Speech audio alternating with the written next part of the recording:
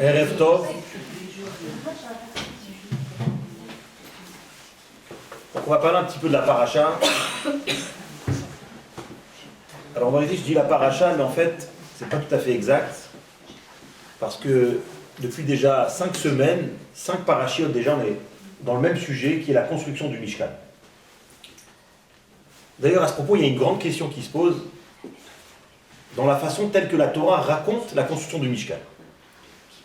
On sait tous que la Torah est très très brève et très avare en mots. Il y a des fois une halakha, on apprend d'une lettre en plus ou d'une lettre en moins, etc., etc. Et pourtant, à propos du Mishkan, on a l'impression que la Torah, si on peut dire ça, elle se lâche complètement.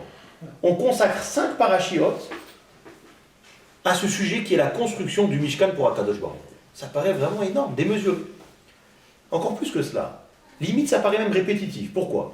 Dans Troumat Tetzavé, la Torah nous raconte comment est-ce que Dieu ordonne à Moshe, tu feras un Mizbeach, tu feras un Aaron, tu feras une menorah, telle mesure, etc., etc., etc. Bon. Ensuite, on arrive à la phase où Moshe ordonne au Bnei Israël d'exécuter ce qu'il a entendu d'Akadosh Baruch Hu.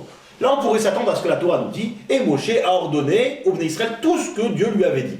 Eh ben non. La Torah ne présente pas ça comme ça.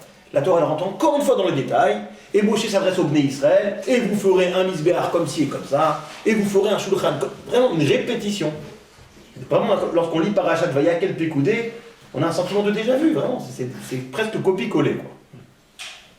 Donc comment ça se fait que la Torah, tout d'abord, elle se répète tant à propos du Mishkan? Il y a plusieurs réponses là-dessus. Le Rabbi donne une réponse très très simple. Et il dit, lorsque une chose est chère aux yeux d'Akadosh Baruch Hu, eh bien il s'étend là-dessus. Et le Rabbi le prouve. Le Rabbi le prouve. À propos d'Eliezer, on voit ça, la Torah elle rentre dans tous les détails de la prière d'Eliezer, etc., etc. Et comment est-ce qu'on justifie ça? Rachid nous dit parce que ça nous montre à combien Akadosh Baruch Hu il affectionne la tfila des Avadim, peu importe. Mais en tous les cas, on voit cette base dans la Torah, que lorsqu'une chose est chère aux yeux d'Akadosh Baruch Hu, eh ben, on se permet de rallonger et d'en parler avec beaucoup de longueur sur la chose. Donc si la Torah elle consacre 5 parachiotes au seul sujet du Mishkan, ça nous aide un petit peu à prendre la mesure à combien le Mishkan était une chose qui était importante aux yeux d'Akadosh Baruch Hu. Mishkan Hashem, on peut comprendre pourquoi. Parce qu'avant tout, c'est la demeure, c'est peut-être la première fois où les Bnei Israël vont donner à Akadosh Baruch Hu. Jusqu'à là, c'est toujours Akadosh Baruch Hu qui donne. Et là, non, c'est les Bnei Israël qui vont construire une demeure pour Akadosh Baruch Hu. Et visiblement, cette chose-là, cette idée a beaucoup plu à Akadosh Baruch Hu. Plus que plaire, c'est vraiment quelque chose qui était chaviv à ses yeux.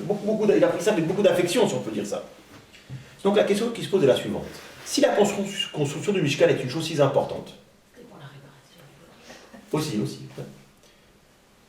comment ça se fait que les femmes n'ont pas été mêlées à l'histoire?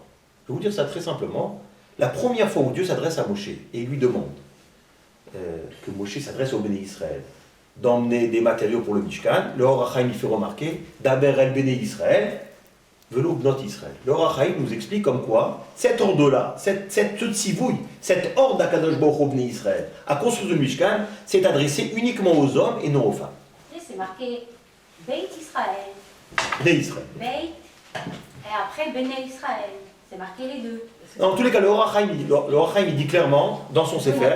Beit, non mais le Beit, je vais dire, c'est au féminin. Donc Akadosh Baruch Hu, il n'a pas parlé directement au féminin, mais le Beit qui veut parler au féminin. Donc Benistar, un peu, c'est au féminin et au masculin après. Je pense que vous confondez avec Bet Yaakov là, non? Non, c'est marqué Beit Israël et Béné Israël. Daber el Béné Israël, Veikrou li Trouma, Béné Israël. Vous faites on va en parler de ce que vous dites là, vous allez voir. Mais en tous les cas, le Or HaChaim, en tous les cas, il comprend le texte comme ça. Qu'au niveau de l'ordre, les femmes n'ont pas été soumises, clairement. N'ont pas été soumises à participer, à contribuer à la construction du Mishkan. C'est très étonnant, pourquoi? Si c'est quelque chose qui est tellement précieux, qui est tellement important aux yeux d'Akadosh Baruch Hu, comment ça se fait qu'il ne donne pas une chance aux femmes de participer? Pourquoi? Pourquoi ils seraient désavantagés, tout simplement? Je vous parle au stade où Akadosh Baruch Hu ordonne, on a ce stade-là pour l'instant. Lorsqu'Akadosh Baruch Hu ordonne au Bnei Israël de contribuer, de participer à la construction du Mishkan, eh bien les femmes sont exclues de l'ordre. Pourquoi? La première question, pourquoi? Il sait qu'ils vont venir d'elles-mêmes. Non, tout simplement parce qu'elles n'ont pas. Vous n'avez pas tort, vous n'avez pas tort. Vous mangez les pâtes un peu trop chaudes, comme on dit. Elles ont pas attendre la suite. On attend la suite. Le Mishkan, c'est pour le C'est pas Marseille. pour vos temps, etc. Parce que c'est parce qu'elles n'avaient pas contribué aussi à la faute. Donc, C'est vrai aussi, c'est vrai aussi. automatiquement, elles n'avaient pas. C'est vrai aussi, c'est vrai aussi. En vérité, la question est beaucoup plus large. Hein. Là, on a ciblé un élément, on pose la question pourquoi les femmes ont été exclues de la mitzvah. Mais en vérité, si on réfléchit bien, il y a tout un tas de mitzvot, on sait tous que les femmes ne sont pas soumises. Hein, on connaît tout ce principe, toutes les mitzvot positives dépendantes du temps, Nashim Turot. On a des dizaines et dizaines de mitzvot où de facto les femmes sont exclues. Le shofar, le talit, les tefillin. Hein, le principe il est simple à retenir, toute mitzvah qui est limitée dans le temps, ça veut dire qu'il y a un temps fixe, voilà, ça veut dire qu'il y a un début, il y a une fin, et bien les femmes sont exclues. Par exemple, le shofar. Le shofar, c'est Rosh Hashanah et c'est pas après Rosh Hashanah. C'est le jour et pas la nuit. Dès lors où une mitzvah, elle est fixe dans le temps, une femme est exemptée. D'accord? La souka, c'est pareil. Une femme n'est pas soumise à la mitzvah de manger dans la souka. Je vous parle au niveau du din. Hein. D'accord? Pourquoi? Parce que la Torah nous dit Shiva Yamim pendant 7 jours. Donc 7 jours, c'est ni 6, c'est ni 8, c'est limité dans le temps. Donc les femmes sont exclues. On pourrait poser la même question. Pourquoi Kadosh Baruch Hu, pourquoi la Torah a exclu les femmes de tout un tas de mitzvot? Comment comprendre cela? Pourquoi cette absence d'ordre? Comment comprendre?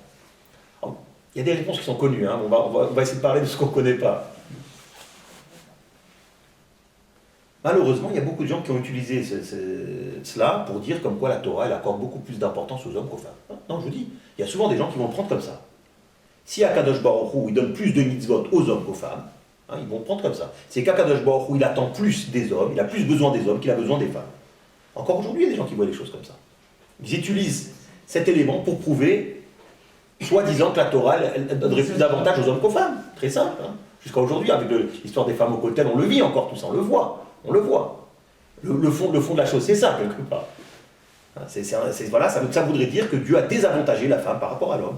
S'il demande à l'homme de faire, c'est qu'il attend de l'homme, c'est qu'il a besoin de l'homme. S'il ne demande pas tant que ça à la femme de faire, c'est qu'il n'a pas besoin de la femme tant que ça. On peut le prendre comme ça. Et je vous dis, il y a beaucoup de gens qui voient la chose avec cette lecture-là. C'est comme l'étude. Le fait que ce soit permis aux hommes, certains oublient et disent que les femmes peuvent être exemptes.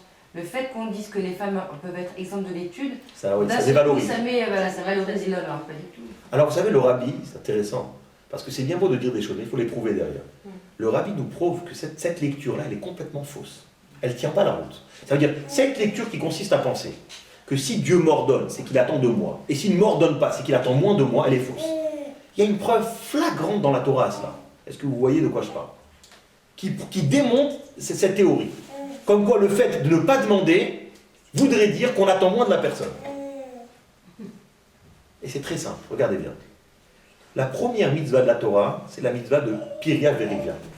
Akadosh Baruch Hu a demandé à l'être humain de se multiplier. Vous êtes d'accord avec moi que si j'attends de l'être humain cette mitzvah, je dois attendre de la femme comme de l'homme, parce que j'ai besoin des deux sur le coup. C'est mathématique. Hein, j'ai besoin de l'homme et de la femme. Donc Akadosh Baruch Hu, lorsqu'il demande aux êtres humains de se multiplier, on ne peut pas dire sur le coup qu'il attend plus de l'homme que de la femme. Non, il a besoin des deux sur le coup. En tous les cas, par rapport à cette mitzvah-là. Et pourtant, c'est là où je veux en venir, et pourtant, la mitzvah ne s'applique qu'à l'homme et pas à la femme. Alors qu'on a le même degré d'attente des deux. Oui, parce que sans la femme, l'homme ne peut pas avoir d'enfant. Donc on a la même attente de l'homme que de la femme sur le coup. Et pourtant, vous ouvrez un Shulchan Aruch, vous allez voir que la mitzvah d'avoir des enfants s'applique à l'homme et pas à la femme. Pourquoi c'est la femme qui est enceinte? Parce que c'est pour le nom. C'est l'homme qui court toujours après la femme. Donc, suivez bien. C'est pour le nom. C'est parce que c'est plus ciné chez les femmes que chez Alors, l'homme. bravo. Non, Ça devrait être l'homme qui devrait être enceinte. On rappelle à celui qui a le plus de mal. Alors, non, mais vous avez complètement raison. Mais déjà, cet élément, il prouve bien que le fait de ne pas ordonner n'est pas en rapport avec le degré d'attente. Parce que sur le coup, j'ai une attente de la femme et pourtant je ne l'ordonne pas. Donc ça vient bien démonter l'idée comme quoi, si je ne lui demande pas, c'est que j'attends pas d'elle. C'est impossible de voir cela comme ça parce que sur le coup, j'attends d'elle. Non, justement, on peut le comprendre autrement, que l'homme, on est obligé de lui ordonner. Bravo Madame Zécry. Voilà, c'est que la femme, c'est inné. C'est inné chez la femme. Les pattes sont un peu plus froides. La femme est parfaite. Donc, ce qui est intéressant, Ce qui est intéressant, c'est que cet élément-là, il y a très peu de gens qui l'ont mis en avant. Je pense que le rabbi, c'est le premier à le mettre en avant et prouver au travers de cela, comme quoi l'absence d'ordre ne veut pas dire que je n'ai pas d'attente. Parce que j'ai... D'accord ? Donc, comment explique le rabbi ? Exactement ce que vous dites. Comment le rabbi explique la chose ? Comment ça se fait justement, si j'ai la même attente de l'homme que de la femme, par rapport à la mitzvah d'avoir des enfants, comment ça se fait que j'applique un ordre à l'homme et non à la femme ? J'ai envie de vous dire, le Maharal de Prague, il aide à comprendre la chose. Vous savez pourquoi ? Lorsqu'il y a eu avant le don de la Torah, à Kadosh Baruch Hu, il a donné des instructions très très précises. Shochet imak bala, pendant 3 jours de restriction, etc., etc., etc. Et à ce propos, à Kadosh Baruch Hu, le verset nous dit, s'adresse à Moshe, il lui dit, Kotomar le bet Yaakov vetaged l'ibnei Israël. Ainsi tu parleras, Thomas les bet Yaakov, d'accord ? Vetaged, et tu raconteras l'ibnei Israël au bnei Israël. Alors déjà, c'est quoi bet Yaakov et c'est quoi bnei Israël déjà ? Ça paraît répétitif. Alors, qu'est-ce que nous dit la Gemara là-dessus ? Qu'en fait, il s'agit de 2 publics différents. Quand la Torah dit bet Yaakov, c'est les femmes, et bnei Israël, c'est les hommes. Ça laisse sous-entendre qu'Akadosh Baruch Hu a demandé à Moshe de s'adresser de façon différente aux hommes et aux femmes. Et plus précisément, par rapport aux femmes, il est dit Kotomar, Amira, et par rapport aux hommes, il est dit Vetaged. Qu'est-ce que ça veut dire ? Ça veut dire qu'aux femmes, Akadosh Baruch Hu a demandé à Moshe de parler avec Amira, ça veut dire avec beaucoup de douceur, de façon légère. Rappelle-le. Il a raison. Aux hommes, Vetaged, c'est la chante cachée, ça veut dire bousculer.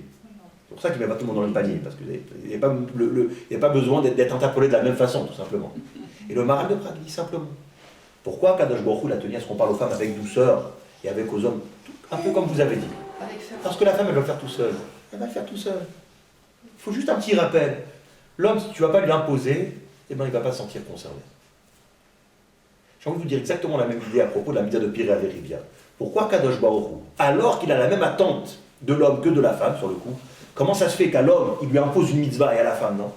Et justement, parce que la femme aurait eu des enfants même sans mitzvah. Exactement ce que vous avez dit. Ça vient renverser complètement la lecture qu'on pourrait avoir par rapport à tout ça.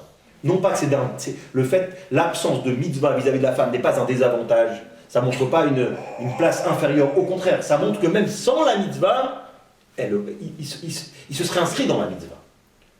C'est comme ça que le rabbi explique pourquoi la mitzvah de Pirei Verivia s'adresse à l'homme et pas à la femme. Complètement l'inverse de ce que nous on pourrait penser dans un premier temps. Et en vérité, c'est valable par rapport à toutes les mitzvot dont on a parlé. On a dit les femmes sont exclues, tout un tas de mitzvot, etc. etc. Il ne faut pas le voir comme ça. Si Akadosh Baruch Hu n'a pas imposé aux femmes, c'est qu'il part d'un principe que les femmes, même sans cela, ils se sont proches d'Akadosh. Ils n'ont pas besoin de ce cadre-là pour être proches d'Akadosh Baruch Hu. C'est comme ça qu'il faut voir la chose. Et devinez, regardez par rapport au Mishkan. On s'est posé la question au Mishkan. Hein, C'est très vrai. C'est exactement ça. On s'est posé la question par rapport au Mishkan. Comment ça se fait, alors que le Mishkan il était tellement important aux yeux d'Akadosh Baruch Hu, comment ça se fait qu'il ne donne pas de responsabilité aux femmes, il ne leur ordonne pas, etc. Et bien tout simplement parce que les femmes, même sans avoir reçu l'ordre de contribuer, ils sont venus, ils ont participé. Dans la paracha, on voit de Vayakel, Vayavohu Anashim al Hanashim. Ça veut dire que lorsque les hommes sont venus avec leur contribution, les femmes étaient déjà là. Donc ça confirme exactement ce qu'on est en train d'expliquer. On a ici un sujet, le Mishkan. Akadosh Baruch Hu va ordonner aux hommes, il va dispenser les femmes. Au final, et dans la réalité des choses, les femmes vont participer avec beaucoup plus de spontanéité et de largesse que les hommes. Donc c'est exactement ça en vérité l'idée, et c'est comme en fait c'est une base qu'il faut utiliser par rapport à tout.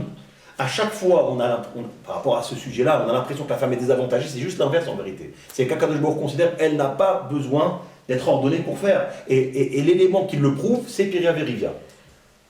Parce qu'on a la même attente des deux, et pourtant on n'ordonne pas à la femme. C'est qu'on sait qu'elle, de toutes les façons, elle va s'inscrire dans la mitzvah.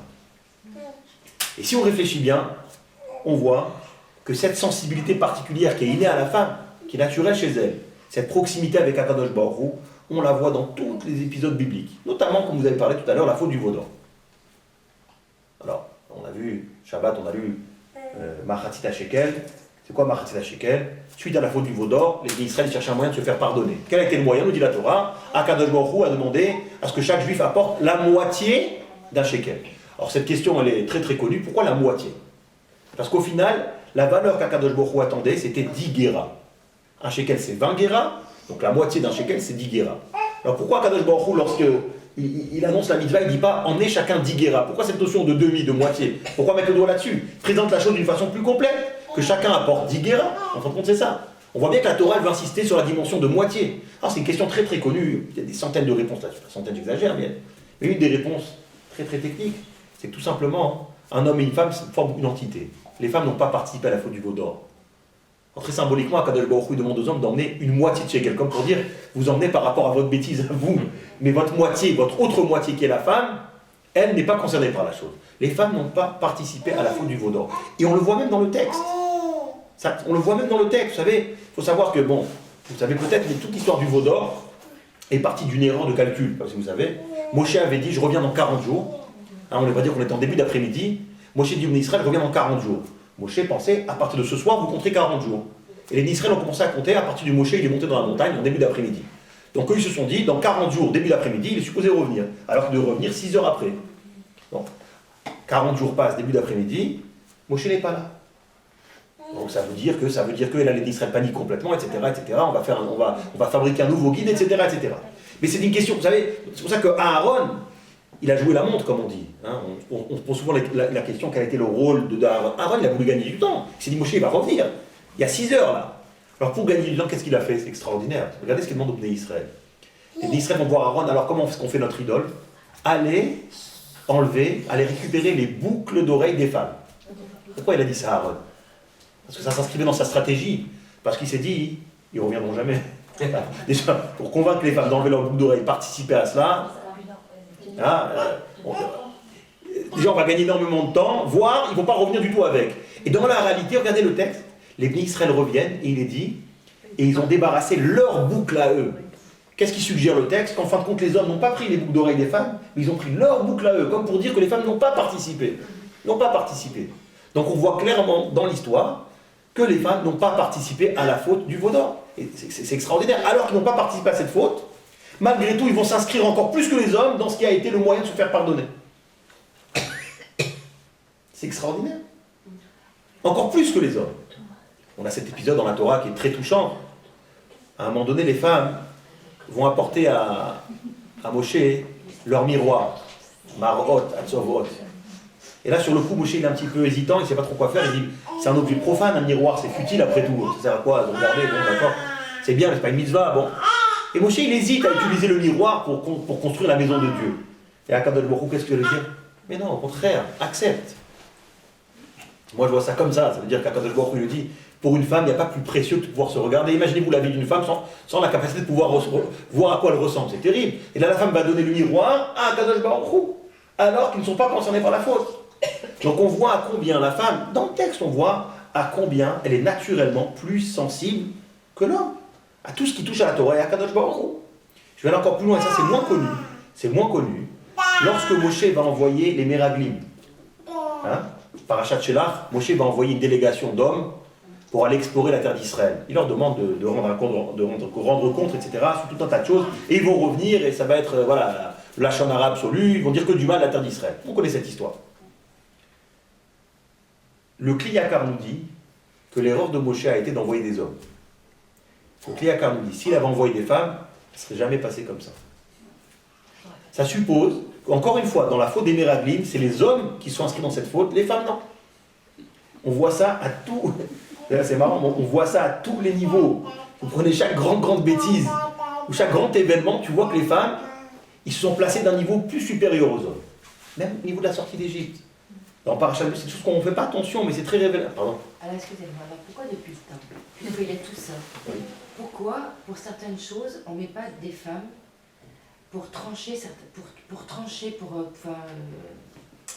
à des postes, oui, ou Beddin, ou voilà. Parce que, mais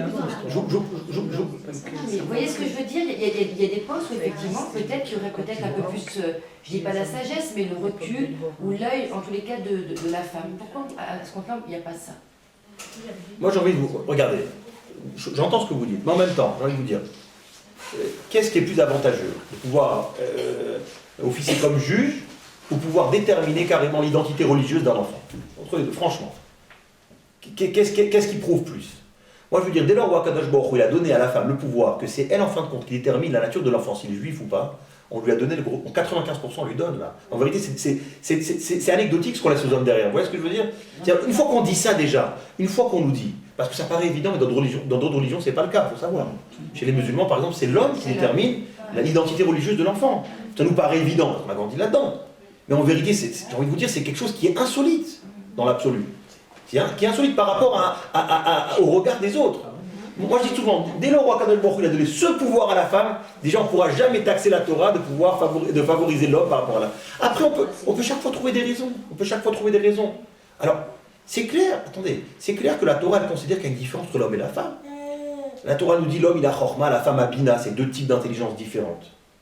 La Torah nous dit Isha, Dimothée, Ametsuya, la femme elle est beaucoup plus sensible que l'homme. C'est clair et net la Torah. Alors vous savez, il y a des fois par rapport à certains rôles, ou des fois le fait que la femme elle va pleurer plus facilement que l'homme, c'est peut-être pas un avantage. Je pense au fait d'être juge, je ne sais pas si c'est un avantage.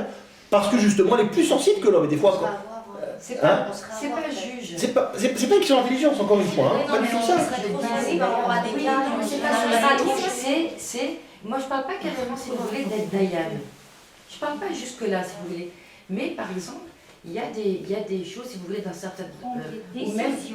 Voilà, vous savez, par exemple, des fois, dans certaines communautés, pour rentrer dans une communauté ou quoi, c'est toujours fermé aux hommes. Aux femmes. Même non, aux hommes. Non, c'est fermé. Vous dites la même chose. Voilà, c'est peut-être pour la. Mais si vous voulez, moi, quand je parle du Beddin, moi, je parle pas, effectivement, moi, je pense que si vous voulez, quand on a affaire à un juge, je pense qu'il vaut mieux être en face d'un homme. En tout cas, pour certaines choses chez nous, il vaut mieux être en face d'un homme. C'est peut-être plus impressionnant pour la femme et même pour l'homme. Voilà. Mais moi, je pense, si vous voulez, que vous savez, quand il y a une sorte d'assemblée pour prendre des décisions, moi, je parle plus au niveau de prendre des décisions, au niveau des assemblées. Là, je me dis, pourquoi il n'y aurait pas des femmes? Mais effectivement, moi, pour trancher, je pense qu'il vaut mieux, peut-être qu'il vaut mieux un homme. Mais pour prendre des décisions, pour siéger, si vous voulez, à certaines assemblées, comme on est d'accord le Beddin, il n'y a pas que Dayan, il y a toute une série de personnes. Moi, il n'y a pas de femmes. Je peux me permettre juste un truc. Quand on rentre dans le Beddin, on est une seule femme, on n'y a que des hommes en face, c'est très dur.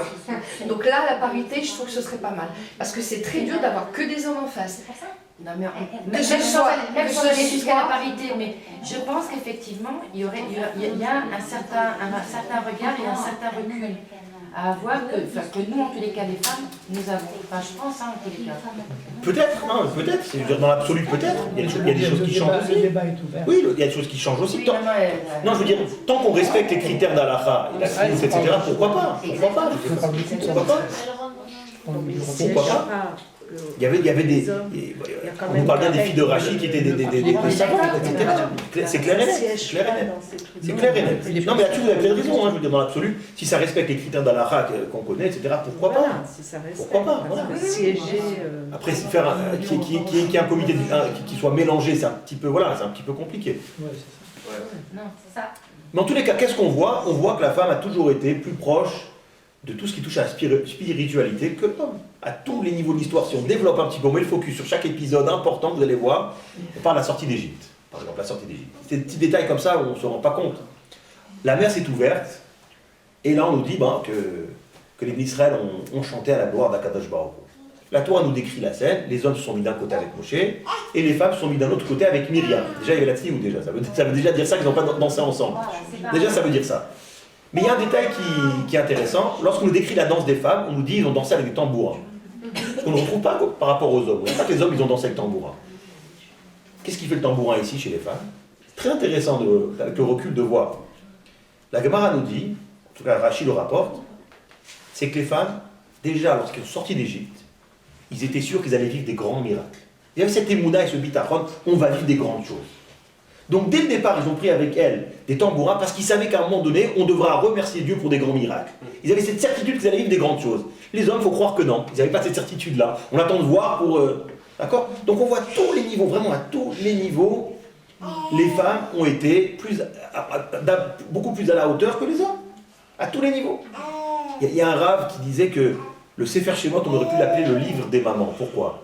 Parce qu'on commence en mettant en valeur la femme juive et on termine le Sefer Shemot, encore une fois, en mettant en valeur la femme juive. C'est quoi le point de départ du Sefer Shemot? C'est quoi? On a Paro qui décrète quelque chose de terrible, que tous les garçons qui allaient naître au sein du peuple juif doivent être noyés dans le Nil. Pour cela, il fait convoquer les deux sages-femmes qui disent, alors ils n'étaient pas seuls, hein, mais c'était deux femmes qui supervisaient tout le réseau, hein, Shifra et Poua, qui étaient Myriam et Yocheved, etc. Et il les convoque et leur dit voilà, il faut tuer tous les petits garçons. Alors, avant de dire ça, il y a quelque chose d'important déjà, il faut savoir, si vous regardez bien, que lorsque Paro a émis ce décret, Amram, le père de Moshe, qui était le chef de la génération à l'époque, hein, vous allez voir, ben il a divorcé de sa femme. Il a dit, attends, si on a un garçon, il va finir mort, on ne veut pas prendre de risque. On n'a pas d'enfant et c'est fini. On ne veut pas prendre de risque. Ça a été sa réflexion. Pourquoi on va prendre un risque? Et lorsque les Israël ont vu le chef qui réagit comme ça, ils ont fait tous pareil. Donc c'est l'existence même du peuple juif qui a ramené, je ne vais pas dire ça, mais Amram a la raison. Qui a raisonné Amram? Sa fille, Myriam. Elle lui a sorti tout un tas d'arguments pertinents pour montrer comme quoi sa décision n'était pas bonne. Elle lui a dit, mais t'es encore pire que Paro d'un certain point de vue. Parce que Paro, il ne donne pas une chance aux garçons, mais il donne une chance au moins aux filles. Et tout, encore une fois, j'ai pas de mémoire, mais encore un argument très intéressant. Elle lui a dit, même par rapport aux garçons, le garçon va naître, c'est quelque chose qui est très dur, mais très révélateur en même temps. Il dit, le garçon va naître, on va le jeter dans le Nil. D'accord. Mais il vaut mieux un garçon qui naît qu'un garçon qui n'est pas du tout. Parce qu'un garçon qui naît, il aura au moins le lama-bas. Alors que s'il n'y a pas du tout sur terre, il n'aura même pas. Tout un tas d'arguments mal avancés. Suite à ça, nous dit la Torah, Amram, il s'est remarré avec sa femme, et les Israël ont suivi derrière. Donc on voit à combien la femme, elle a eu un rôle déjà dans l'existence physique du Ham Israël. Et c'est la suite derrière. Lorsque Paro va convoquer cette même Myriam et sa mère, il va leur dire voilà, vous êtes responsables, vous devez veiller à tuer tous les petits garçons juifs, c'est l'ordre du Pharaon, d'accord? On sait que Myriam et Yocheved vont ignorer l'ordre de Paro. Il va les convoquer derrière, on connaît l'histoire. Comment ça se fait alors que je vous ai demandé de tuer les petits garçons, vous les avez laissés vivre, etc. Bon, ils vont répondre, ils vont botter en touche. Ils vont dire voilà, les femmes juives, ils accouchent très très vite, on a pas le temps d'arriver, et tout est déjà. Bon, vous avez compris. D'accord? Ils vont prendre un risque extraordinaire. Extraordinaire. D'accord? Donc en échange, Akadosh Baruch Hu va leur donner la Kihuna, la Lévia, Malchut, etc. Mais on voit que le point de départ du Sefer Shemot, c'est quoi? C'est la femme qui va établir la base de la survie physique du peuple juif. Et j'ai envie de vous dire, la fin du Sefer Shemot, tout cet épisode du Mishkan, c'est la femme qui va établir la base d'Emouna qui est au sein du peuple juif. Alors, déjà, elles ne vont pas participer à la faute du veau d'or. Et lorsqu'on va arriver au stade où il faut se faire pardonner de cette même faute, il faudra construire le Mishkan, encore une fois, ils vont participer encore plus que les hommes. Donc le Sefer Shemot, si on peut le résumer, c'est pas moi qui le dis, hein, c'est un Rav, voilà, on pourrait voir ça un petit peu comme le Sefer Haïmaot. C'est vraiment le livre où on met en valeur la femme juive. Et ça a toujours été comme ça, que la femme a toujours développé une sensibilité beaucoup plus importante que l'homme à tout ce qui touche à Torah Mitzvot. On ne peut rien faire contre ça, comme vous l'avez dit, Madame Zekri. C'est une réalité absolue, c'est comme ça, c'est comme ça. Et donc, je reviens au point de départ, lorsqu'Akadosh Baruch Hu n'ordonne pas certaines mitzvot à la femme, non pas comme on pourrait penser Chas v'Shalom, ce qui n'est pas vrai, qu'Akadosh Baruch Hu attend moins des femmes, ou il a moins besoin des femmes, juste l'inverse. C'est parce qu'il sait à combien les femmes sont beaucoup plus friandes d'accomplir la volonté de Dieu, et c'est pas la peine de leur donner un ordre précis pour cela. C'est comme ça qu'il faut voir la chose. Et la femme, ça a toujours été comme ça. Ça a toujours été comme ça. J'ai lu une histoire d'une femme, elle s'appelle Madame Schweig, bon, elle est plus vivante, mais c'était, ça s'est déroulé en Russie dans les années 30. C'était des années très très difficiles pour le judaïsme. Rien de droit de faire. Hein. C'était vraiment. Moi, je vous parle parce que mon grand-père me racontait. Daniel a connu mon grand-père le père. C'est des gens qui ont vécu tout ça. Hein. Ils ont vécu tout ça.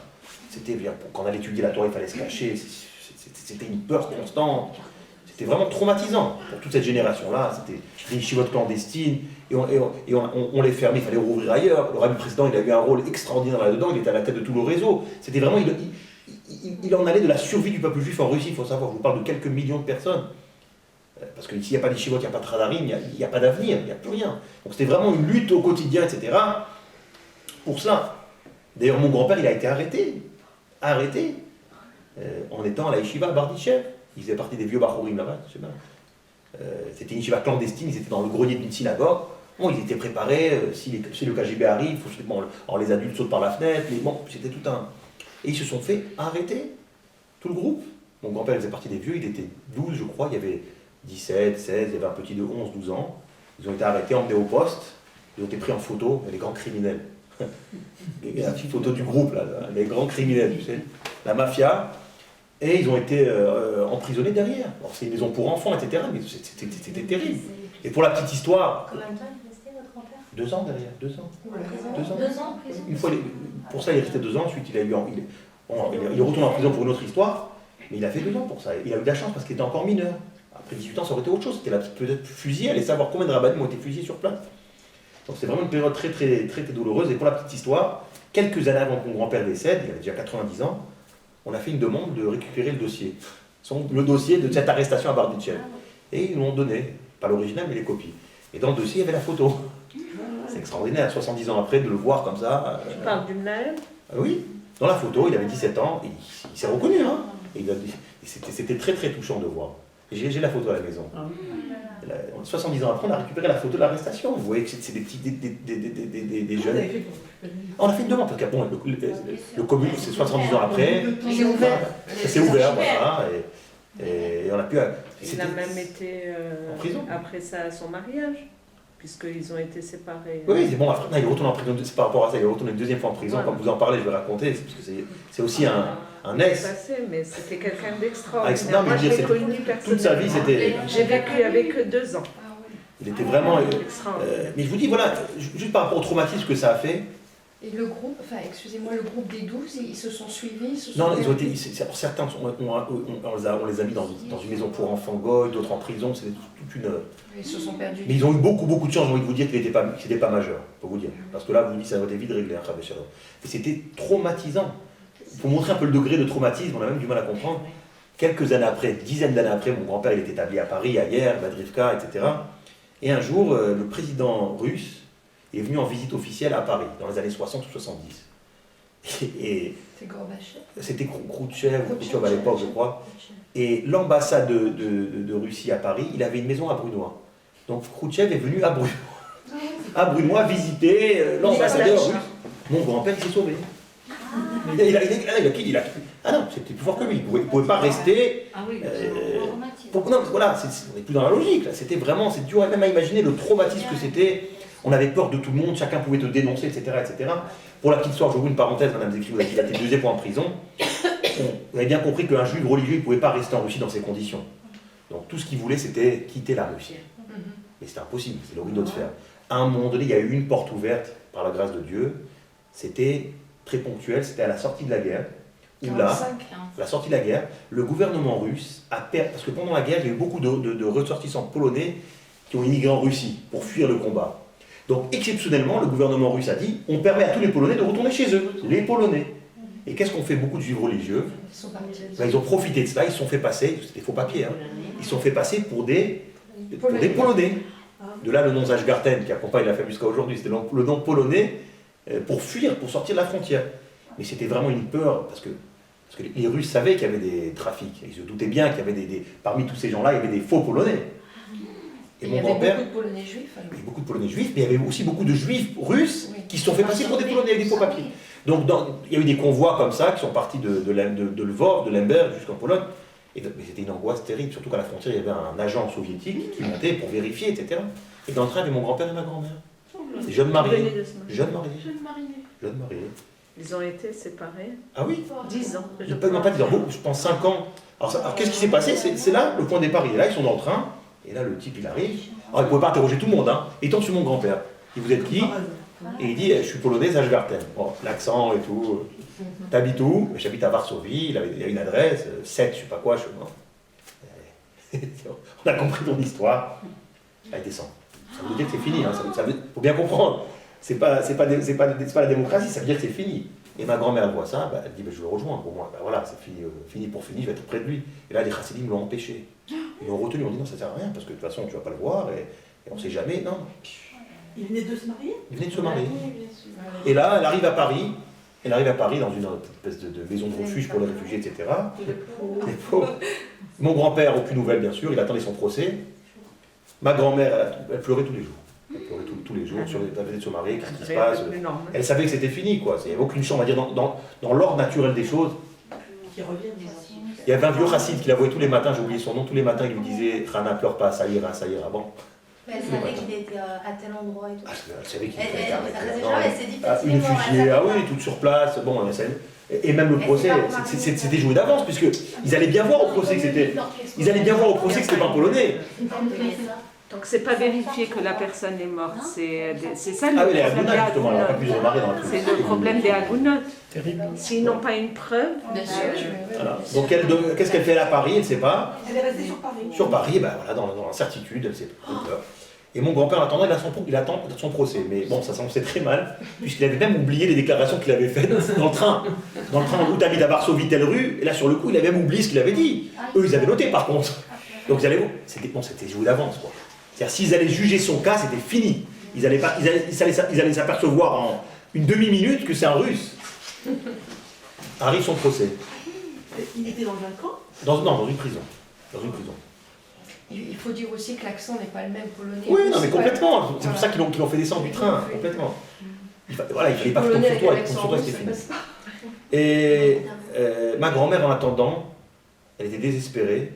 Elle s'est dit, je vais retourner en Russie. Je sais pas, mais voilà, je sais pas. Je vais être sur le terrain, au moins je maîtrise les choses, là vraiment. Et elle demande quand même au rabbi précédent, on a encore la lettre. Elle demande, Rabbi, j'ai décidé de retourner. Et le rabbi lui répond, quelque chose de surréaliste. Il lui dit, ça serait quand même mieux que lui la rejoigne à Paris plutôt qu'elle là.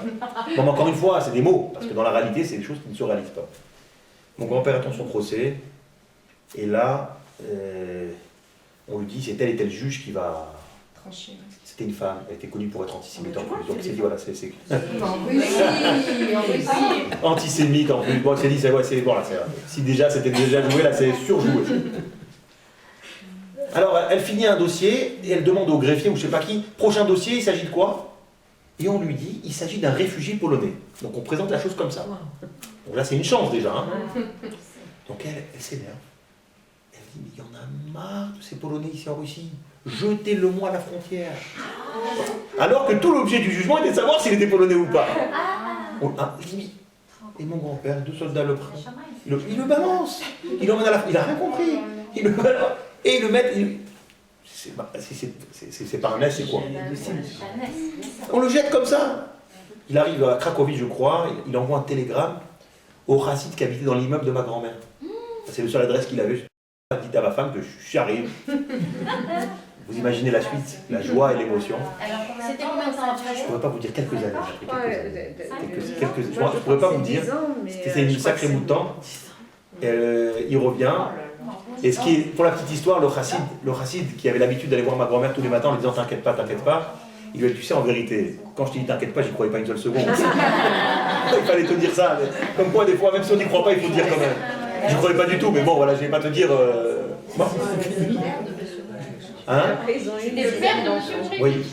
La vache, une dizaine d'enfants. Et pour ceux qui l'ont connu, je peux vous dire que ça serait pas exagéré de dire que c'est un tzaddik, vraiment. Parce que déjà au niveau de ce qu'on a pu voir, le Bitul Torah jamais, c'était quelqu'un qui perdait pas une seule seconde, j'ai jamais vu sans être dans le cadre de quelque chose qui est lié à la Torah, je vous dis franchement. Soit dans une mitzvah, soit dans l'étude. J'ai jamais vu en état neutre. Voilà, on va dire ça comme ça. Pour aller plus loin, juste je termine avec ça. Même lorsque un beau jour, j'ai envie de vous dire, 60 ans après, mon grand-père était déjà 80 ans passé, il reçoit un téléphone de Russie, imaginez-vous, surréaliste encore une fois, parce que ce qui a permis le communiste, c'est de vivre des scènes surréalistes. Un coup de téléphone, c'est son frère qui l'appelle. Imaginez-vous, il n'avait pas entendu parler de lui pendant 75 ans. C'est même pas un frère qui était resté derrière le rideau de fer. Qui était marié avec une Goya. Un frère à mon grand-père, qui était marié avec une Goya, qui était dans l'armée, bon peu importe. Il lui dit, je suis vivant, je viens. On n'y croyait pas. Un revenant. Voilà.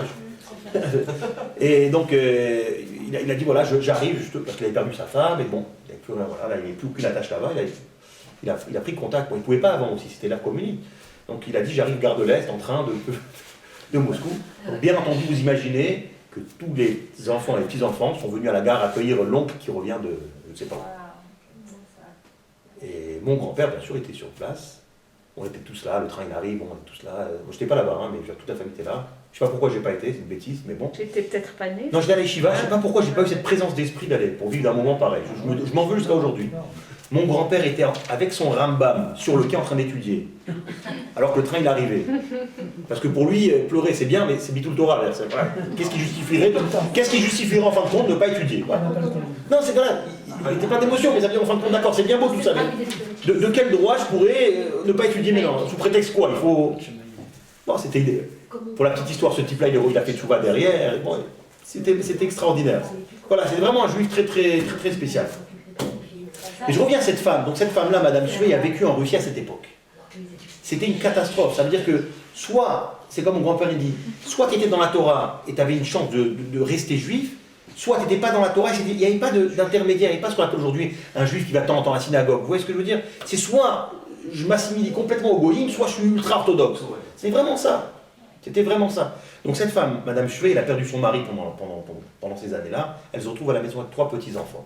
Baruch Shalom, et comment il s'appelait le deuxième? Yitzhak et Yaakov. Le plus grand, il était bar mitzvah, 8 ans, et l'autre 6 ans. Bon. Qu'est-ce qu'elle fait, elle? Elle immigre vers l'est de la Russie. Pourquoi? Parce qu'à l'est de la Russie, c'était les provinces un petit peu Tadjikistan, etc. Alors c'était contrôlé par les communistes, mais les taux étaient beaucoup moins forts. Donc là-bas, c'était un peu plus vivable pour un juif. Bon, il y avait des chiottes clandestines là-bas. Alors personne ne connaît la... Alors, même entre Lubavitch, on ne racontait pas à tout le monde où se trouve la yeshiva. Et cette femme-là, à un moment donné, elle se lève, elle angoisse complètement. Elle dit, mais qu'est-ce que vont devenir mes enfants? Comment ils sont à la maison? Le grand, il est bar mitzvah, il n'étudie pas, il n'est pas à la yeshiva. Encore une fois, c'est soit ça, soit il va finir. Voilà, soit je le perds spirituellement. L'enjeu, il était simple, il n'y avait pas d'alternative. Vous comprenez? Pas genre je m'occupais de lui, c'était. La réalité, elle était là. C'était soit ça, soit ça.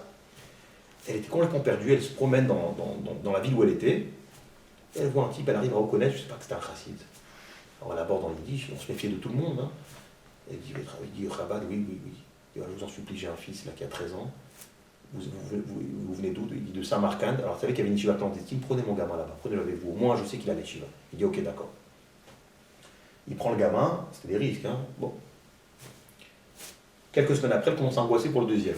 Le deuxième, qu'est-ce qu'il y a des risques? Il sera plus juif. Bederef Nes. Elle, de nouveau, elle rencontre dans la rue le bonhomme. Le même. Et bien, cette fois-ci, madame, pour le petit, ça sera beaucoup plus compliqué, il n'a pas de papier officiel, c'est beaucoup plus compliqué, etc. Ne me faites pas ce coup-là, je ne peux pas. Je vous en supplie, vous allez à Samarkand, il y a une yeshiva clandestine, prenez-le avec vous, etc. Il dit non. Qu'est-ce qu'elle fait? Elle attend que le train part, juste 2-3 secondes avant que les portes se ferment, elle dit à son fils, rejoins le bonhomme dans le train. Rejoins le bonhomme dans le train. Bon, il était devant, voilà, comment on dit en français, il était devant le fait accompli. Bon. Et après, elle a commencé à s'angoisser pour son petit de 6 ans. Mais 8 ans, il est d'accord. Mais encore une fois, il n'y avait pas 2 options, il faut comprendre. C'est difficile. Nous, on a l'impression qu'elle ne l'aimait pas comme nous, on aime nos enfants. C'est faux de penser comme ça. Ouais. On se dit, mais comment une femme qui aime ça? C'est faux. Elle l'aimait, voilà, comme vous dites, elle l'aimait. Voilà. Elle ne pouvait pas imaginer que son fils ne grandisse pas comme un juif. Donc à un moment donné, bravo, elle aimait. Donc elle angoisse pour le petit de 6 ans. Et elle retombe sur le chassid. Encore une fois, il a envie. Alors là, je ne lui demande même pas, mais je sais qu'il est là. Elle le guette, elle s'est dit, je vais faire comme la précédente fois, au dernier moment, je mets mon fils dans le train, il ne pourra rien faire. Mais là, il y a un clash. C'est quoi le clash? Le petit ne veut pas. Au dernier moment, il dit, maman, je ne veux pas te quitter, il commence à pleurer. C'était pas prévu, ça, par contre. Et là, il dit, mon fils, t'inquiète pas, je te promets, je te rejoins. Je te rejoins dès que je peux. Ah, tu me rejoins, d'accord, maman? Ok, tu me rejoins, ok. Bon, et il est parti. Et quelques temps après, il faut que j'aille le rejoindre. Donc elle prend un train pour Samarkand, et elle arrive là-bas, elle craque complètement, parce qu'elle dit, j'arrive là-bas, mais où est la yeshiva? C'est 5 millions d'habitants, c'est quoi? Tout est secret. Quand je vais repérer, voilà, où je vais, qu'est-ce que je fais? Et elle entend, maman, c'est le petit qui vient sur le quai, viens là. Qu'est-ce que tu fais? Mon fils. Je pense que c'est le Rav Shvei qui est aujourd'hui Rav Akronait, celui-là. Il est toujours vivant d'ailleurs, ce qui était celui dont je parle. Il dit, maman, c'est moi. Tout tu savais que je venais. Elle dit, maman, tu m'as promis qu'elle allait venir. Oui, maman, quand elle promet, elle va jusqu'au. Ça, c'est la maman juive, j'ai envie de dire. Cette histoire, c'est mamache, ça. Voilà. On a tout là-dedans. Bon, je te promets, mon fils, maman, quand elle promet.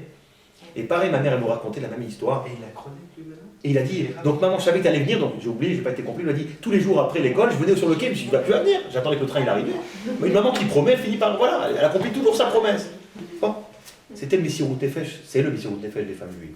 Pareil, il y avait un oncle à nous, un grand-oncle à ma mère, qui s'appelle le Rav Dvorkin, je ne sais pas si tu as connu.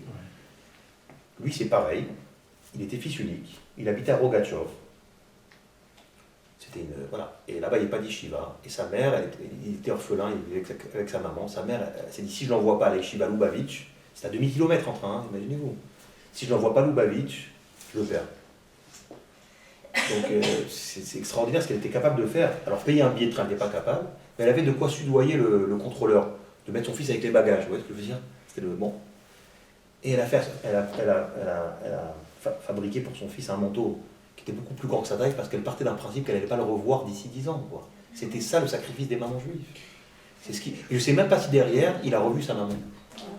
Je ne sais même pas si derrière, avec la guerre, etc., je ne pourrais pas vous dire, mais je pense qu'il est resté 10 ans à Lubavitch, et après 10 ans, il n'était déjà plus de ce monde. Mais voilà, l'aptitude qu'ils avaient, les mamans juives, c'était ça. Je ne sais pas si un homme, je vous dis franchement, il aurait été capable de faire ça, bizarre, paradoxalement. Se séparer de son enfant. En même temps, préparer pour lui un manteau tout en sachant que je ne vais pas le voir pendant toute son adolescence et son âge adulte, etc. Ça, c'est nos imaot. Et après ça, vous comprenez facilement pourquoi Kadosh Baruch Hu, il n'a pas besoin, je crois, d'alourdir en mitzvot les femmes juives. Parce que la femme juive, c'est ça. C'est ça. C'est inné dans la femme. Alors que, comme vous l'avez dit tout à l'heure, ça aussi serait intéressant. Vous prenez les hommes, j'ai envie de vous dire, c'est pareil, ils étudient. Les femmes n'étudient pas tant que ça. Et on se dit, sans avoir étudié tant que ça, la fibre, elle est au même niveau, voire plus que les hommes. Donc on voit bien que, naturellement, la femme est plus spirituelle que l'homme. Et le Rabbi, il explique ça aussi très, très, très simplement. Il dit, n'oublions jamais le point de départ de chacun. L'homme a été créé à base de terre, du minéral. La femme a été créée déjà à base d'une côte humaine. Donc le point de départ, déjà, il est différent. La femme, elle commence à un point de départ beaucoup plus élevé que l'homme. Dès le départ, les choses sont faites comme ça.